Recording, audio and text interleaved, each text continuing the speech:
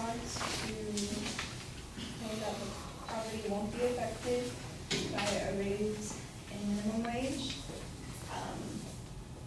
First of all, the current minimum wage is insufficient. It's, according to the National Employment Law Project, a data brief was released on the minimum wage in July of 2012, and the data brief concluded that the minimum wage has lost real value over time, stating, after nearly a half-century of neglect, today's federal minimum wage is decades out of date. In terms of purchasing power, its value is 30% lower than it was in 1968.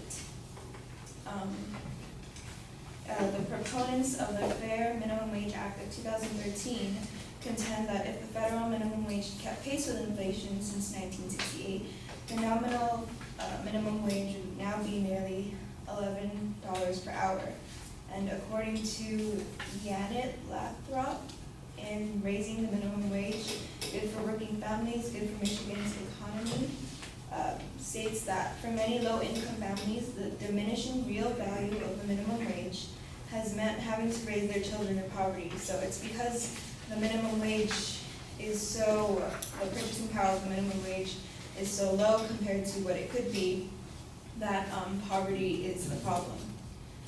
According to Corrine Crawford and Constance Crawford, a worker who earns the minimum wage of $7.25 per hour and works 40 hours per week for 52 weeks will earn an annual salary of $15,080. In 2013, the poverty line for a single person with a dependent child is $15,130. Therefore, a minimum wage worker with one dependent is at the poverty line, whereas a minimum wage worker with two dependent children is well below the poverty line. So as the minimum wage, as it is now, people who are working and earning only the minimum wage or lower are under the poverty line, and this can be fixed once the minimum wage is raised. Again, once the minimum wage is raised, lower income families will be able to spend more of the money that they have.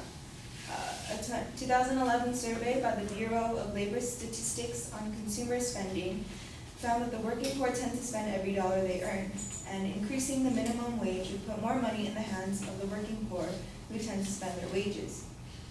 And according to the American Economic Review, spending and income increase approximately $700 and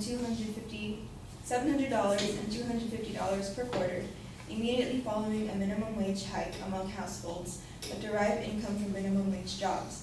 And so this increase of money will provide more money for the low-income families to spend.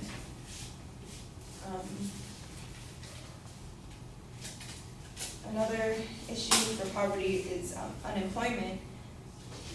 And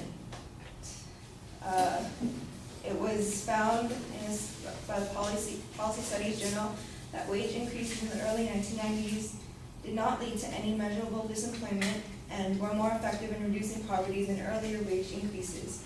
And so the fact that it was effective in reducing poverty shows that if we increase the wages now, we would have the same effects. And so overall, raising the minimum wage from $7.25 to $9 will help to reduce poverty, help low-income families afford to live more, and will help to lessen the